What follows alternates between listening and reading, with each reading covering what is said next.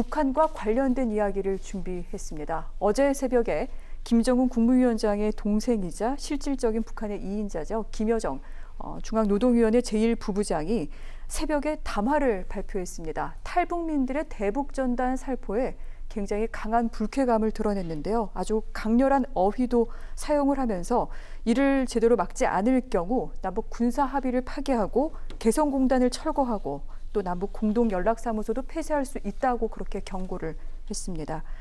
일단 궁금한 점이 대북전단 살포 이번이 처음이 아닙니다. 거의 매달 탈북민들이 이제 이곳 근방에서 계속해서 북한으로 대북전단을 날려왔는데 왜 지금 이 시점에 이렇게 강력하게 반발하는 건지 이 부분을 좀 짚어주시면 좋겠습니다. 본인들이 김여정의 말에 나와 있어요. 본인들이 지금 되게 어렵고 곤란한 처지에 있는데 왜 이런 것까지 하느냐. 거기는 대부분 김정은에 대한 안 좋은 얘기들이 많이 있잖아요. 북한 체제를 비판을 하고 그런 것들이 상당히 아프다라는 생각이 들어요. 그렇기 때문에 이건 하지 말아줬으면 좋겠다라고 얘기를 한 건데 이전에도 그런 얘기를 했었습니다. 대북전단 살포 좀 못하게 좀 해달라라고 박근혜 그렇죠. 정권 때인가요? 네. 그때도 그런 얘기를 했었고요. 근데 저는 김여정이야 이런 말을 할 수 있죠. 근데 이런 말에 반응을 하는 통일부가 이게 정말 제정신을 가진 통일부냐라는 생각까지 들어요. 네. 북한에서 우리 지피를 향해 총을 쏘고 핵실험하고 미사일 나르고 그런 것들은 국민의 생명과 안보에 위협이 안 됩니까? 대북전단 살포하는 것이 국민의 생명과 안보에 위협이 되니까 대북전단을 살포하는 것을 막겠다라는 법안을 만들겠다? 이게 어느 나라 통일부입니까? 네. 이것은요 정말 국격의 문제고 자존심의 문제고 국가 생명과 안전과 관련된 문제다라는 생각이 듭니다. 딴 거 다 좋아요. 어쨌든 왜 누가 표현의 자유까지 얘기를 하는데 그런 것까지 할 필요도 없어요. 북한에 우리나라의 올바른 현실을 알려줄 필요도 있잖아요. 그런 것을 못하게 한다? 이게 과연 대한민국이 민주주의 사회인가라는 근본적인 회의감까지 듭니다. 네, 우리 정부, 통일부의 반응에 대해서는 저희가 잠시 후 조금 더 자세하게 얘기를 좀 나누도록 하겠습니다. 일단 북한의 속내를 좀 먼저 짚는 것이 필요할 것 같아서 조금만 더 얘기를 해보도록 하겠습니다. 사실 이 대북전단 살포와 관련된 문제는 이전 정부에서도 계속해서 이것을 저어하려고 노력을 했습니다만 그리고 또한 이번에 그 4.27 판문점 회담에서도 또한 9.19 남북 군사 합의서에서도 이 부분에 대해서는 방지하겠다, 중지하겠다라는 내용이 담겨 있습니다. 이 부분에 대해서 사실 이제 북한이 발끈하고 나선 속내이기도 한데 그런데 문제는요. 김여정 부부장의 이번 담화는 예전과는 좀 형식도 달랐습니다. 왜냐하면 이제까지는 대외적인 부분에 대해서만 이렇게 강렬한 언어 등등을 사용했는데 이번 담화는 북한 주민들이 즉 내부에서도 누구나 보고 있는 노동신문에다 실었습니다. 여기에 또 주민들의 반응까지 같이 기사로 엮어냈다고 하는데 분명히 의도한 바가 있는 것 같습니다. 북한 민심을 좀 다독게 할 필요가 있었을 겁니다. 네. 문재인 대통령이 평양 방문까지 하지 않았습니까? 그때 능라도 경기장이었나요? 거기에 그 많은 북한 평양 시민들을 모아놓고 연설까지 네. 하는 그런 일들이 벌어졌고 북측에서도 볼 때 앞으로 경제가 나아지지 않을까? 왜냐하면 김정은 위원장이 집권하고 난 다음부터 그 다음부터 경제 문제에 거의 올인하다시피 했거든요. 그래서 북한 주민들 입장에서도 요즘엔 휴대폰도 다 갖고 있다고 얘기할 정도로 굉장히 외부 정보를 많이 받아들이고 있는 상황에서 지금 오히려 경제가 안 좋은 방향 쪽으로 가고 있잖아요. 대북 제재 때문에. 그러니까 그런 면에 있어서 뭔가 탈출구를 만들어야 될 필요가 있겠다라고 하는 그런 생각도 있었을 겁니다. 그래서 그런 북한 주민들을 다독여야 될 필요가 있기 때문에 북한 주민이 보는 노동신문에 이번 이제 비판 성명을 실었다고 볼 수 있고요. 우리한테 던지는 메시지도 저는 있다고 생각하거든요. 그럼 뭐냐면 이제 대북 제재를 미국하고 지금 북미 협상이 지금 진척이 안 되는 것 때문에 미국하고 풀어나갈 방법이 없는 거 아니에요. 그럼 문재인 대통령도 그렇고 문재인 정부가 지금 우리가 독자적으로라도 남북 관계를 좀 뚫어나가는 작업을 해야 되겠다라고 하는 의지를 굉장히 많이 갖고 있습니다. 그러니까요. 그래서 금강산 관광 우회 문제도 나오기도 했고요. 지금 통일부 장관도 남북 접경지대를 둘러보고 있다는 거 아닙니까? 남북 평화지대를 만들겠다고 하는 구상물도 있는 거고요. 조금 더 나가면 지금으로서는 좀 쉽지는 않겠지만 개성공단 재가동 문제도 걸려 있을 겁니다. 근데 그렇게 된다면 북측에서 그동안에 남측하고 합의한 부분은 북미 협상에 진척이 없으면 아무것도 실천에 옮기지 못하는 것이냐에 대한 굉장한 불만을 갖고 있었는데 이번에 남쪽에서도 방역 협력도 하자 뭐 하겠다 자꾸 말은 하지만 네. 그렇게 말만 하지 말고 이런 것부터 적대행위 안 하겠다고 약속한 것부터 해라. 네. 그런 것부터 하나하나 당신들이 신뢰를 쌓아가야 우리가 당신들하고 믿고 뭔가 남북관계 개선 의지를 실천으로 옮기지 않겠는가. 이런 메시지도 저는 같이 던진 측면이 있다고 생각합니다. 그렇군요. 일단 내부적으로는 북한 주민들에게 요즘 어려운 상황에 있어서 한번 좀 다독이는 제스처와 동시에 우리 정부가 계속해서 어떤 그 함께 좀 남북관계 개선 의지를 피력하고 있는데 여기에 대해서 북한이 좀 던지고자 하는 메시지가 있었다라는 부분까지 짚어주셨습니다. 자, 그리고 조금 전에 장 소장께서 지적하신 부분이기도 한데 김여정 부부장은 담화에서 뭐 지난 판문점 선언 군사 합의를 상기시키면서 법이라도 만들어서 좀 단단히 단속해라 뭐 이렇게 얘기를 했습니다. 그런데 이 담화가 나온 지 불과 4시간 만에 통일부에서 관련 법을 준비하고 있다 이렇게 밝혀서 여러 가지 얘기가 굉장히 많이 나옵니다. 눈치 보고 있는 거 아니냐 이런 거센 얘기가 나오고 있어요. 그러니까 북한 얘기만 나오면 자꾸 눈치 본다고 얘기하는데요. 저는 굉장히 좀 그런 표현이 불편합니다. 왜냐하면 남과 북이라고 하는 상대가 있는 거예요. 그럼 서로 간에 최소한의 신뢰를 쌓아서 남북 간에 같이 경제협력을 하든 네. 아니면은 장기적으로 통일로 가든 뭘 하기 위해서는 상대방을 존중해야 그래야 뭔가를 할 수 있는 거 아닙니까? 상대방이 무너지길 기다리고 있는데 누가 그러면 같이 협력하려고 하겠습니까? 그건 기본적으로 바라보는 태도 자체가 좀 잘못된 것이라고 생각하고요. 뭐 우리가 외교 관계를 풀 때도 뭐 마찬가지 아니겠습니까? 가장 기본적인 신뢰를 쌓아나가는 작업을 하는 데 있어서 네. 필요한 것들을 얘기하고 있는 것을 그럼 마치 상대방을 눈치를 본다 이렇게 표현하는 것은 좀 지나치게 좀 경도된 시각인 것 같고요. 그러니까 이 문제는 이미 대법원이 정리를 해줬어요. 탈북민 단체가 대북 전단을 날려보내는 것을 경찰이 박근혜 정부 시절에 제지했거든요. 네. 제지한 것에 대해서 손해배상 청구 소송 냈어요. 그 대법원이 판결까지 했어요. 대법원이 표현의 자유 영역에 속하지만 네. 접경 지역에 위협을 가할 수 위험 요인이 될 수 있는 상황에서 제지는 정당하다 이렇게 얘기를 했어요. 그러면은 탈북민 단체가 지금 정부 허가받고 지금 대북 전단 날려보내는 거 아니거든요. 그러니까 과거에는 막 대놓고 날려보냈던 시절도 있었어요. 제가 알기로는 이명박 정부 때는 그렇게 했는데요. 네. 그 다음부터 박근혜 정부 시절부터 경찰이 제지하기도 하고 막고 또 실제로 북측이 연천 있는 근처에 그 대북 전단 날려보내는 거에 대해서 고사총을 쏘기도 하고 그랬죠. 그랬었어요. 네. 그러니까 그렇게 위협이 증가하는 문제들이 있기 때문에 현존하는 위협이거든요. 이거는 분명히. 그러니까 그런 위협이 있는 상황에서 대북 전단을 날려보내는 게 이건 단순히 표현의 자유 영역이 아니라 국민의 생명과 안전에 직결되는 문제라고 대법원도 인식을 했다. 이미 정리된 거잖아요. 그러면은 대북 전단 날려보내는 문제에 있어서 최소한 어디까지 룰을 정할 것인지 이거는 바람직하지 않다고 판단하면 법으로 이걸 규정해야 막을 수 있는 거 아닙니까?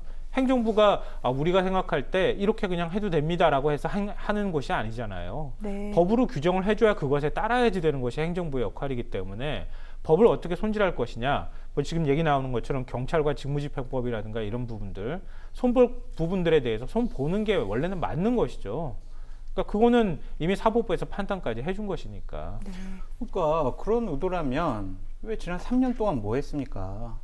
지난 문재인 정권 들어서자마자 이런 법안부터 그러면 처리하면 됐지. 왜 김여정이 한마디 하니까 4시간 지나서 왜 하냐고요. 네. 그러니까 우리가 뭐라고 하는 거지.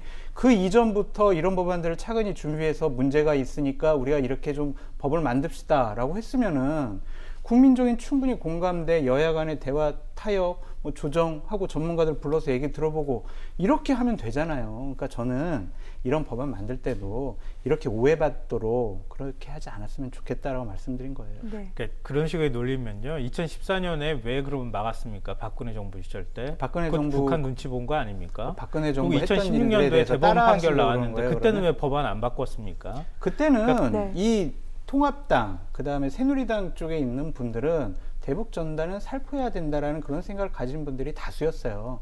근데 지금은 여당이 바뀌었잖아요.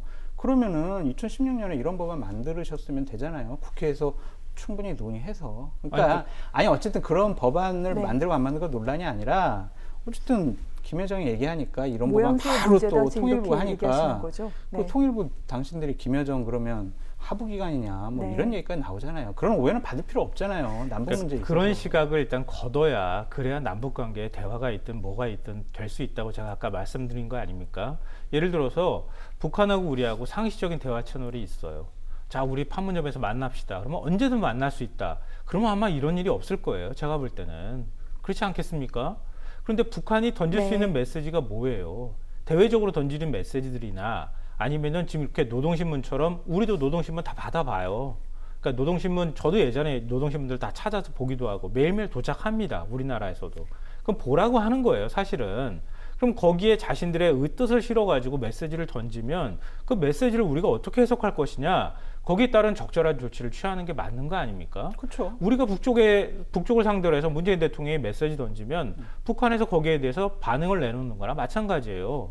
근데 그거를 항상 북쪽에서 뭔가 반응 내놓으면은 우리가 그거에 따라서 그러면 이렇게 하면 어떨까라고 얘기하는 것을 다 눈치 보기라고 표현하면 네. 그럼 남북 관계에서 할 수 있는 게 뭐가 있습니까? 아니, 아무것도 없지. 근데 이런 것들이 통일부가 먼저 나서서 할 필요가 네. 없잖아요. 또 입법 문제면 집권 여당이 자 이런 거 한번 논의해 봅시다라고 할 수도 있는 것이고, 그리고 우리나라 대통령한테 겁먹은 게 전응아 바보, 못 본 척하는 놈이 더 밉다 이런 막말을 해대는데 이런 말에 대해서 아무 말도 못 하잖아요. 어떤 미사일 실험, 핵실험에도 NSC조차도 열지 않는데 왜 김여정이 얘기하니까 바로 반응 보이냐? 이게 통일부가 이런 일만 하는 게 맞냐라고 근본적인 물음을 제기하는 거지. 네. 제가 법안을 만든다라는 것 자체를 제가 잘못했다고 하는 건 아니다 말씀드려요. 알겠습니다. 북측이 성명을 네. 내거나 이럴 때 험한 표현 사용하는 것에 그렇죠. 대해서 기분은 안 상한 사람이 아무도 없죠. 네. 저도 그거는 굉장히 부적절하다고 생각하고요. 제가 말씀드렸던 것처럼 상대가 있는 것이라고 하는 것을 북측도 인식해야 된다고 생각합니다. 네. 습관적으로 이런 식의 표현을 사용하는 게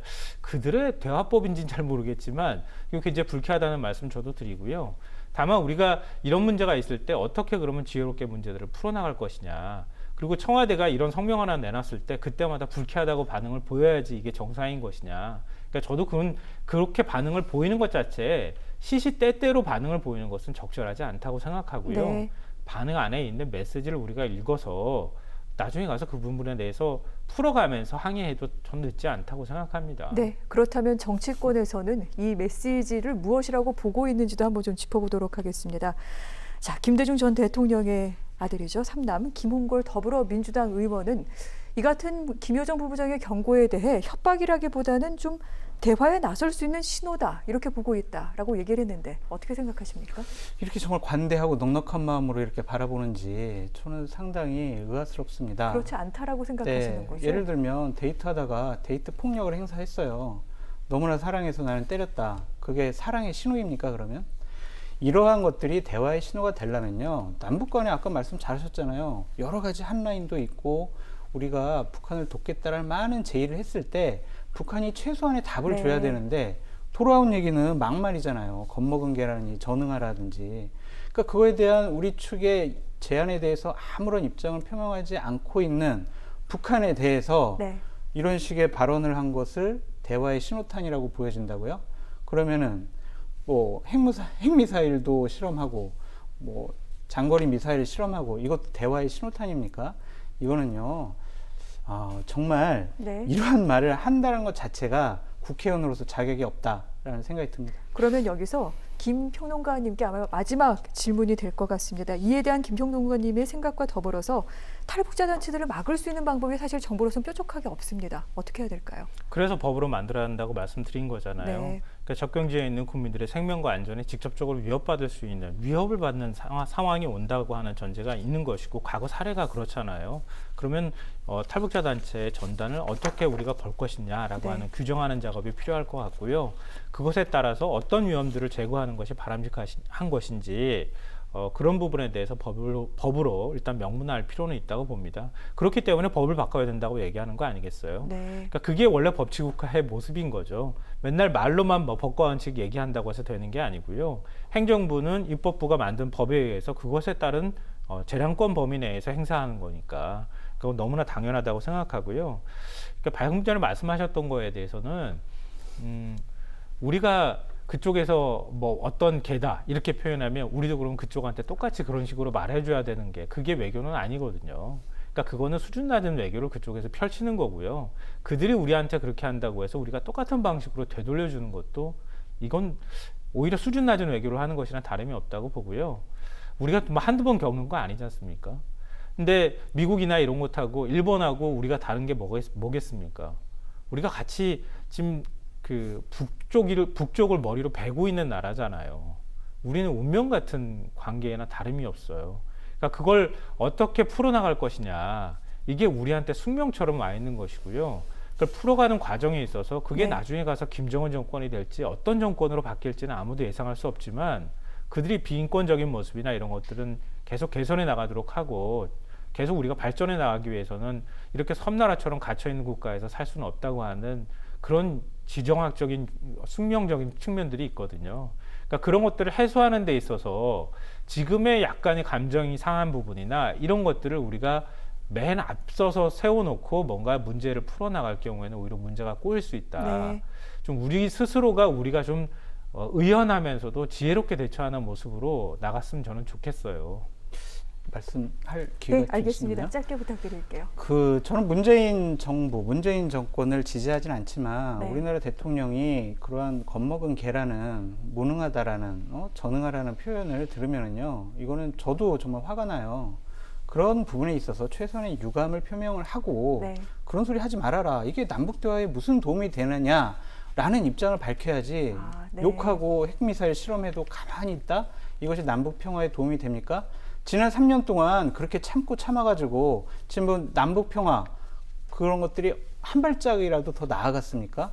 그러니까 자꾸 말만 하지 말란 말이에요. 네. 3년 지났으니까 이제 성과물을 내야죠. 결과물은 없고 계속 북한 도와줄게요. 북한하고 남북 평화 통일해야죠. 반도 국가에 살 수는 없어요. 네. 이런 식의 구두선의 얘기를 하는 것 자체가 무능력한 정부의 자기 변명이다라고 말씀드립니다. 알겠습니다.